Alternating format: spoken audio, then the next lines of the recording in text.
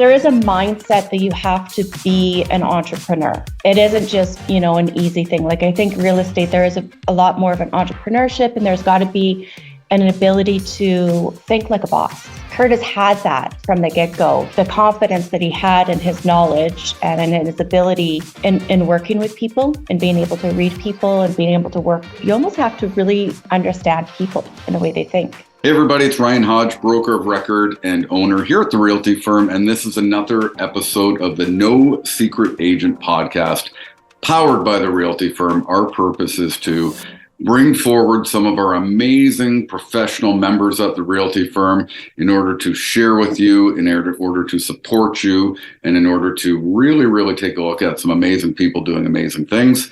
Today, I'm super excited to welcome Kurtis and Christine Siemens of the Siemens Home Team. Been fortunate to work with both of these guys for a number of years now. We're going to get into that, but Kurtis and Christine, welcome. Hello. Hi, everyone. So maybe we can start with Kurtis, because Kurtis, you got into the real estate business first, and I'm not going to say who the better half is in this equation. We all know what that answer is. But Kurtis, maybe you can take us through, your background, where you're from, who you are, how you got into real estate, and, tell us a little bit about yourself. Yeah, so I was in construction for 25 years, doing mostly flooring. Could do other things as well, but mostly flooring. I did it in Calgary before we moved here. We moved here in 2007, and London was really good for places that needed flooring specialists. So did that for almost 25 years total. And I knew that I wasn't going to be able to continue doing that into my 50s and 60s. So a change needed to happen at some point.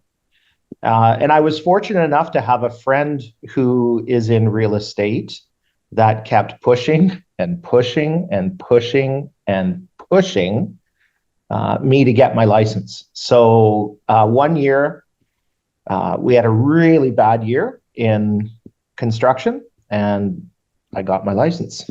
So that was in 2013, got my license in 2014. And so it's been, we're coming up to almost 9 years.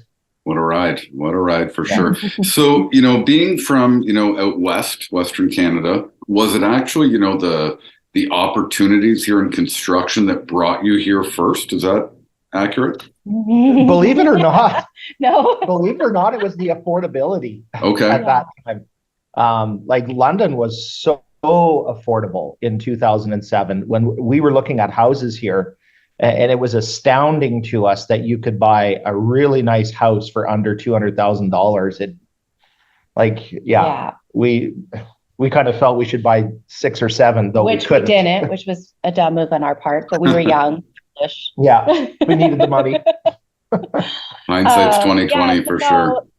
Kurtis he worked for a great builder in Calgary. He was like their exclusive tile setter. Yeah. And it was really great company. They did $1 million homes, but change.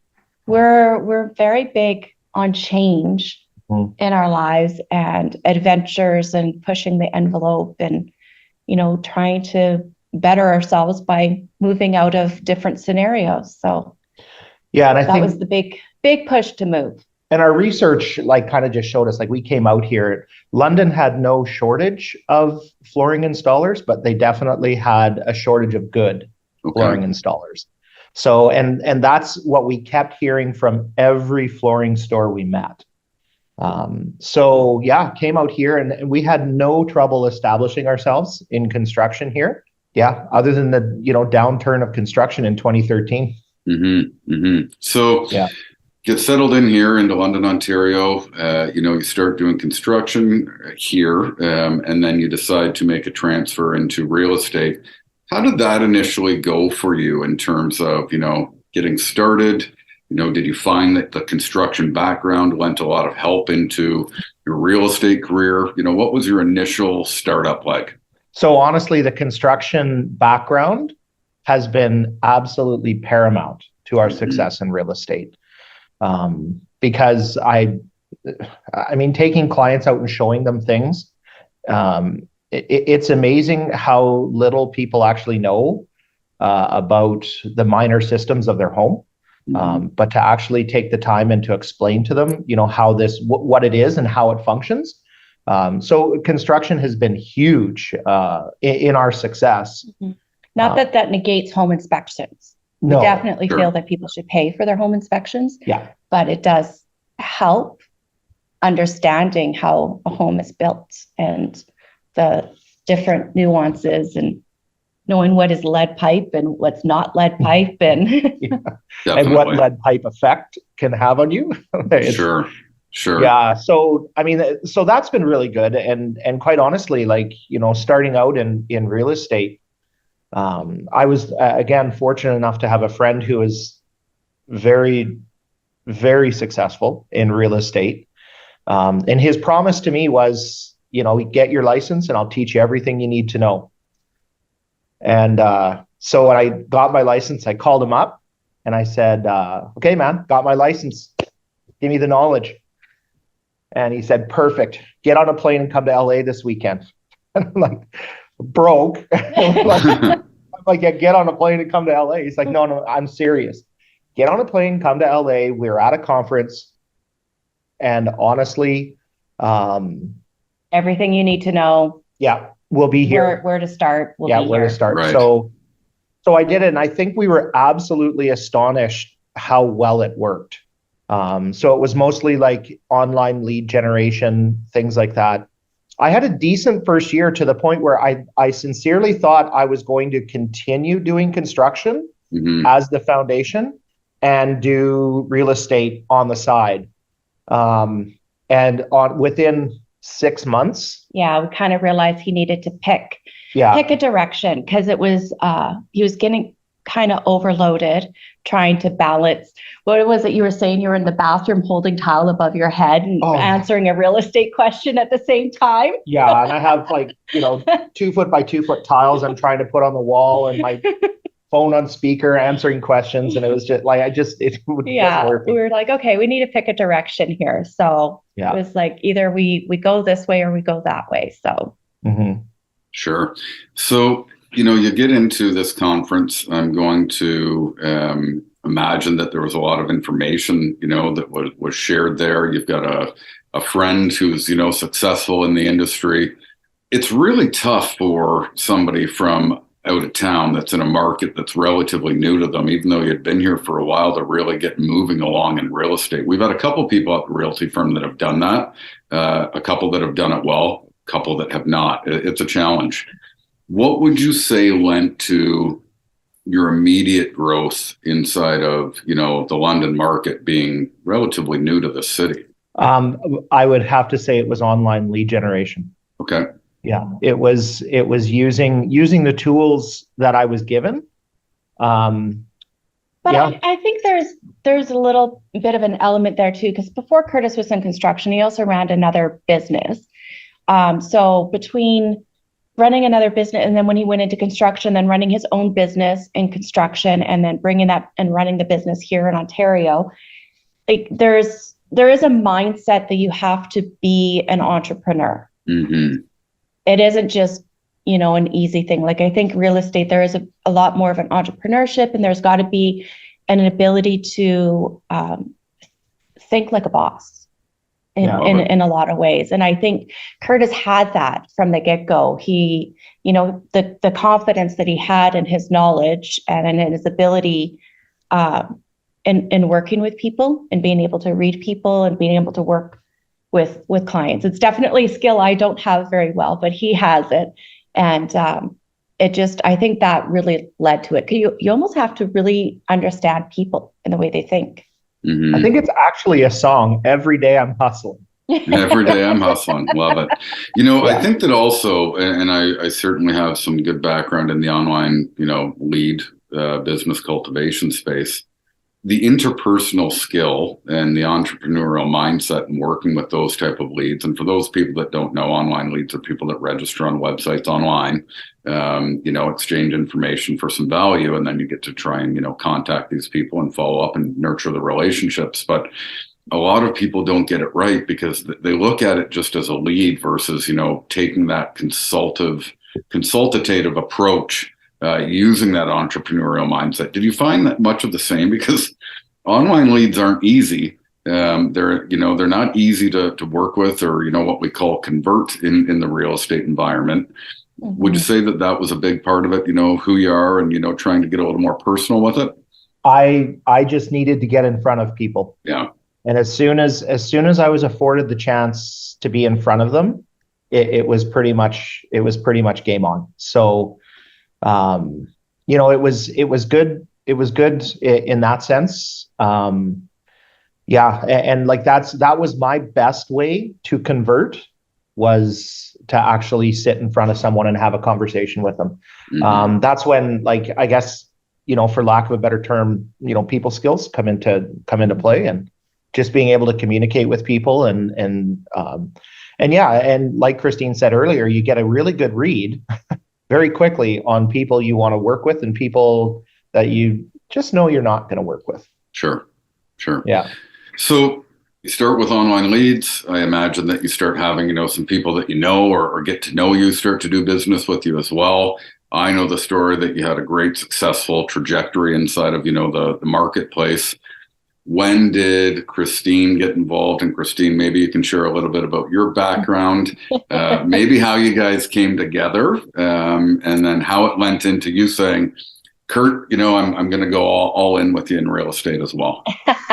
All in. That is a tricky thing. So I've always been sort of an office girl. I've done from payroll, accounting, to reception, to an executive assistant, and variety of different industries. Started in oil and gas, went to human resources, a construction company, to co-op housing. Wow. And then the last company I was with was a family business, CLC Tree Services. Got to give them a shout out because they're awesome, by the way, for sure. Yeah, they were a great company to work with. I learned so much, and it was fun because they started out really, they were small, and then just to be part of that process to get their company, to where they are now, where they're a really huge company. Mm-hmm. Lots of people. I was the only girl in the office covering a variety of different things.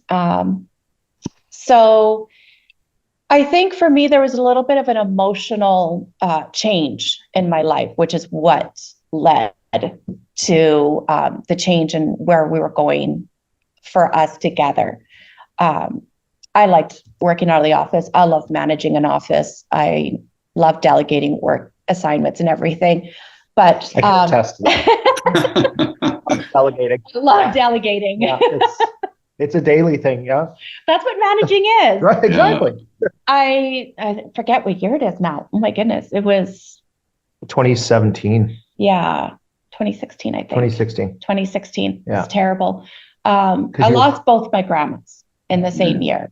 My one grandma died in April, and my other grandmother died in August. And they both went, fairly quickly. And it's then, I was very much in an emotional turmoil. And I don't think I realized how much of an emotional turmoil I was in.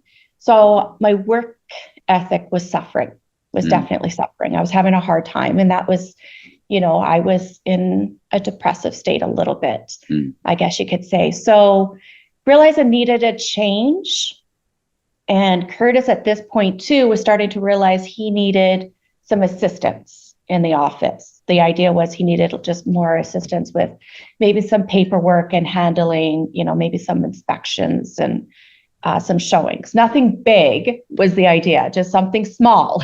But it was a lot of office stuff too, because we needed to automate. We needed to. Yeah. So there was just a lot of, and so then it was just like, well, that's all the stuff that I can do. I can do that stuff. I know how to do that stuff. So in order for me to legally do some of those things, I would need to get my license in order to do. So we were like, well, might as well look into doing that and making a change. It was a hard decision to give my notice to CLC. I think I almost fainted when I told them I was leaving. But it was a good thing. And then, of course, my role didn't turn out to be as small as it was supposed to be. To my surprise, there were clients who preferred Christine over top of me. And that, again, a mind-blowing moment where I'm not all things to all people. So, to see them respond to Christine was pretty amazing. Mm-hmm. Mm-hmm. So I'm in my 5th year. Mm-hmm. Awesome. Working with Kurtis, and it's I don't really think we're making any other changes. No, we're pretty happy. Like it's time to grow a little bit in terms of again, more automation, more having set roles. Mm-hmm. Over COVID, with how busy and how crazy the market was, it was just all hands on deck, and it was like, you do this, I do this, and you just go out and get it done. But now it's time to define the roles, probably a little bit more. I think we're at that stage. Yeah. And for back when, regressing a tiny bit back to when Christine, it didn't make much sense to hire someone, to introduce a third person into our dynamic and pay them what Christine goes outside the house to make. So it just made sense to bring Christine on. She has all the skills. So that's how that kind of came about. I think it was mostly, initially it was just, to have Christine run the office, which she knows how to do, but it grew really. Yeah. It wasn't the original plan. No. That's for sure. When Kurtis was looking at a little bit of a career change and knowing where he was going, that wasn't the plan. I wasn't supposed to be part of it, but it was just the way life goes. Sometimes you got to make changes, and you got to analyze and see where the best decision is. Mm-hmm. For sure. And I would say that, and being in a so-called real estate relationship, we're a unique breed, and the industry is such a high demand, different hours, as most people know. Did you find that, that synergy and that connectivity when you were both involved in the business improved? Because I know that, in a lot of cases, one person's out in the evenings, they're out, doing showings, offers to all hours of the night sometimes. Is it that you guys get together and do that all together now, or do you still kind of divide and conquer? It was a lot of togetherness through COVID. And I think because it was so busy, it was a little bit hands on deck. Right. But originally that was the plan, was that there was going to be a little bit more of division of the roles, because there's other life matters that have to be taken care of. Mm-hmm. So I think, that was kind of the idea. It's like sometimes like to fill in for the other when something else had to take precedent in our lives. Like that was, kind of keeping that life work balance a little bit too. Sure. We're very big in that work can't be everything. So, there's other things that we need to take care of as well. So it was kind of balancing each other out. Mm-hmm. Working together has not been difficult. We've never had an issue working together. I think that goes back to even just our married life. We've always done really well and have had lots of fun and good laughs. And I think a sense of humor is important, but it's certainly not to say that there hasn't been challenges. Oh, for sure. But honestly, like they seem to pale in comparison to what the grander scheme, what we're trying to accomplish is. Stay focused on the big picture. Yeah. For sure. What I would say, and what I know about both of you as well, and I would, say even from sharing the story about the first seminar that you attended, Kurt, you guys over the years that I've known you, both of you have always been so heavily engaged in training and masterminding and, some of the things that we do, but is that a big part of your business model, that engagement with, other realtors or training? 100%. Yeah, I think so. And quite honestly, I'm not quite sure how people are successful without that engagement. Mm-hmm. I guess maybe it works for them, but like honestly, I think the engagement being, especially all the training and different things that like we feel like I'm not going to say that most of the training has been life altering, but you get a little bit from every different one that you can apply, and it works. Mm-hmm. Well, and it's a changing industry. Mm-hmm. I think that's the thing too. It's a changing industry. I mean, we've got the new laws that are going to be coming out or going into effect at some point. So to understand that, the forms, the offer changes, we went from, well, before I joined, it was just a regular real estate industry, right? And then it was like crazy multiple offers and offer dates. And then it went, it's constantly changing. And so if you don't do a regular training aspect, then you're just not going to know what to do. Mm-hmm. I've always said that as well. I think that you've always got to be evolving in the industry, simply because the industry is always evolving. Mm-hmm. So staying current is certainly important. On that note, and maybe I can fast forward a little bit. So Kurtis and Christine, you guys come together, you form the Siemens home team, you continue to do great things, and Christine's getting started. The team comes together. All of a sudden now I see both of you doing a lot with your social media, especially in regards to video. Can you take us inside of, the videos that you do? Has it had an impact on your business? Maybe the why behind that? So are you talking the listing videos where we comment in the bloopers, or the ones that we've been doing recently, the Siemens Home Team Minute? I think all of the above. I see it from, the perspective of sharing your listings. There's the bloopers. I think what you're doing now is delivering information, relevant information for your audience. Mm-hmm. But what is, the power of video, done for you? Well, I think when you talk about earlier, we had talked about on lead generation and how important it is to get in front of the person for them to see who you are. People are shy to get out in public still. Mm-hmm. So an easy way for people to see who we are and how we work, or our interaction, I think, is the video, where they can see that. They can see, we're real people, real feelings. We have roofs we have to pay for. We have food we have to put on the table. Sure. We've got bills, and we live here too. So I think that's really helpful. I think for sellers, they love seeing the listing videos. Oh yeah. Like they love seeing their property shine. And I think that's made a big deal even for when we're talking to sellers about what we put out there. Mm-hmm. Yeah, like those videos have been amazing. Again, like echoing what Christine said, in just helping people to know us, or to get to know us. People feel like they know us. We've had that where people are like, "Oh, I've watched your videos for so long," and it's just like, wow, had no idea. Great. What do you do with your time? Yeah. But like honestly, in the listing presentation, when we pull out the video and we say, "And this is what we do for your house," I think I can only think of maybe one or two times where we haven't gotten the listing after showing that video. Mm-hmm.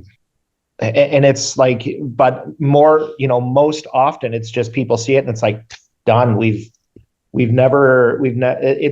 served us so well. And like, we have clients that wait for the blooper. Like, we'll start getting notes in November. Are you guys doing the bloopers? Are you guys doing? And it's like, and it's tough because it's asking a lot of even our videographer, to keep that footage, and to keep the cameras rolling and all the rest, because it's a ton of editing for them. Mm-hmm.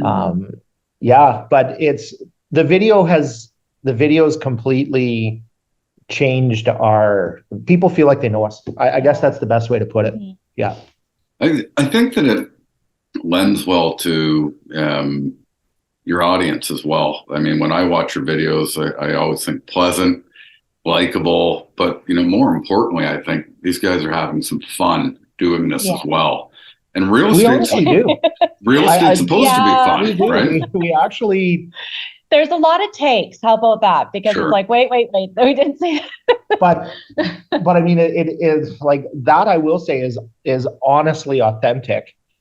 When we're doing those videos, it's not a put on. Like we are having fun. Like we're enjoying it. And I can honestly say, since having Christine with me and being like, I love getting in the vehicle and going to work with Christine.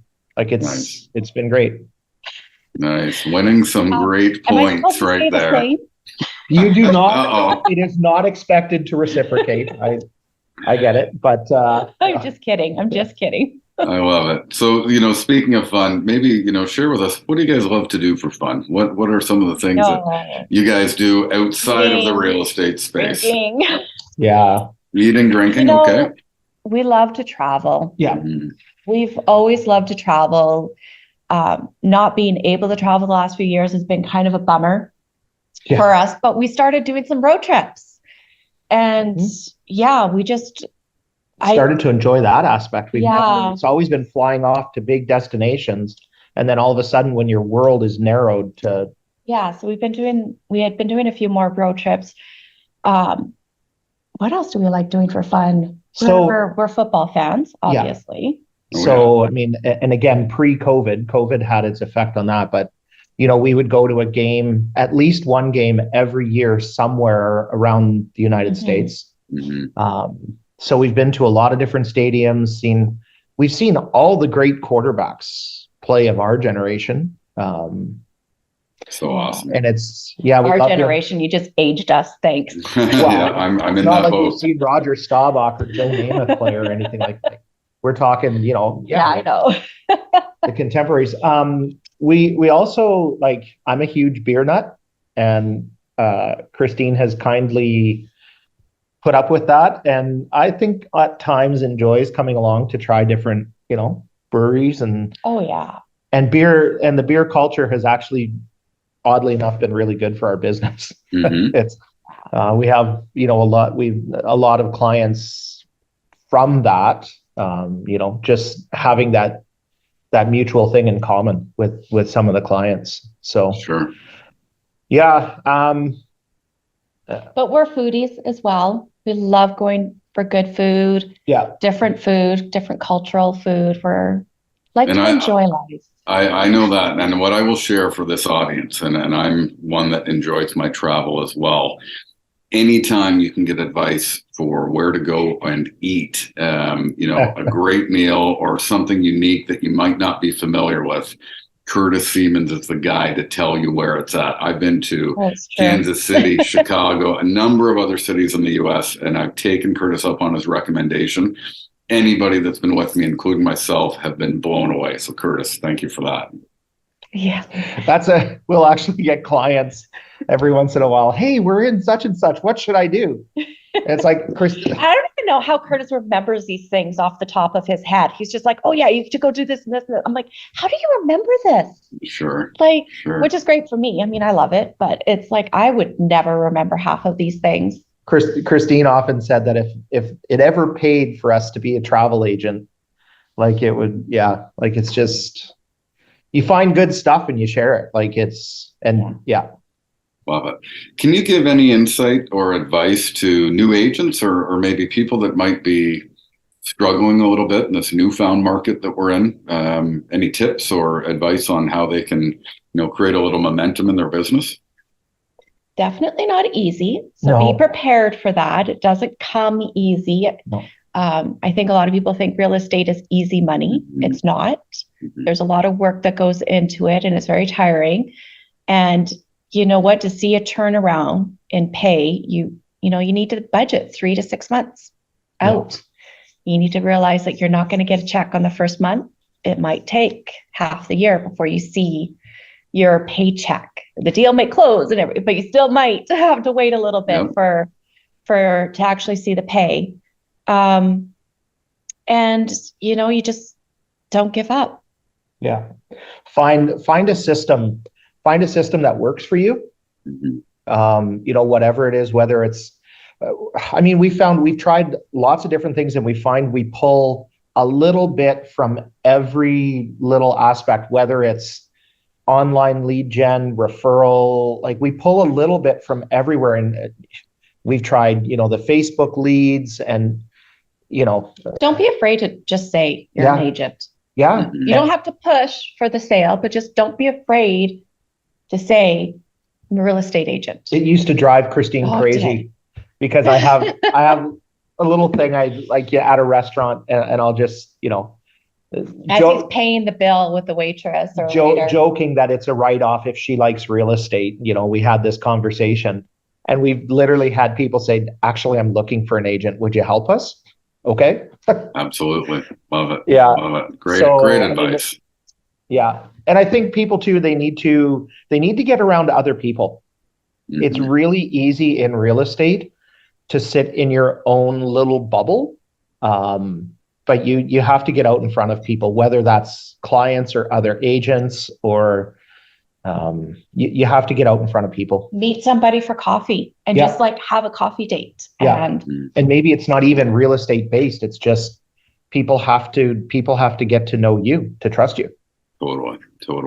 We are just on the start of May 2023. What is in store for the rest of the year for the Siemens home team and beyond? Every day I'm hustling. Love it. Yeah, there's definitely some hustling. Well, on a personal note, we're going to be celebrating our 27 years of marriage. Wow. Yep, at the end of this month. So we're pretty excited about that. Nice. We honestly both really hoping that we can go abroad finally. Yeah. And enjoy a little bit of time on another side of the world. Be nice. And other than that, every day we're hustling. Yeah. And I think, we've sat down over the course of the last month, probably. We've actually spent time analyzing our business. Yeah. We've spent time, and then of course now we're trying to figure out new trajectories. So we are planning to revamp. I think we're looking more for a fall start to our revamping, but we are looking at revamping some of our systems and some of our processes, and they've worked. Make some changes. Yeah, it's time. We gotta update. And I think so another thing I'm going to go back to is learning from our mistakes, because there are times where we've made mistakes, whether it's leaving the country and just not following up with real estate at all while we're away, or shutting off systems, or whatever, which I mean you have to disconnect at some point, but we're going to put better systems in place. Because we've made mistakes, and then of course to get momentum again and gaining the momentum and getting it back going after you've shut it off is awful. So I think it's we're trying to learn from those mistakes, and we do hope to travel again at some point, and we want to learn from those mistakes. The wonderful peaks and valleys inside of our real estate environment. Right? For sure. Yeah. For sure. Well, listen, guys, I am super grateful not only to work with you, but that you could spend some time today. I know that you're both busy. It's an honor to see what you continue to do together. And I love hearing about all of your travels and experiences outside of real estate as well. Everybody, Kurtis and Christine Siemens from the Siemens Home Team, amazing people. Follow along with them. And we look to continue to provide you with episodes from all of our members at the Realty Firm and our partner companies on the No Secret Agents podcast powered by the Realty Firm. Stay tuned. If you're on YouTube, click and subscribe to this channel, and we'll continue to keep you updated. Kurt and Christine, thanks so much for being here today. It was a pleasure.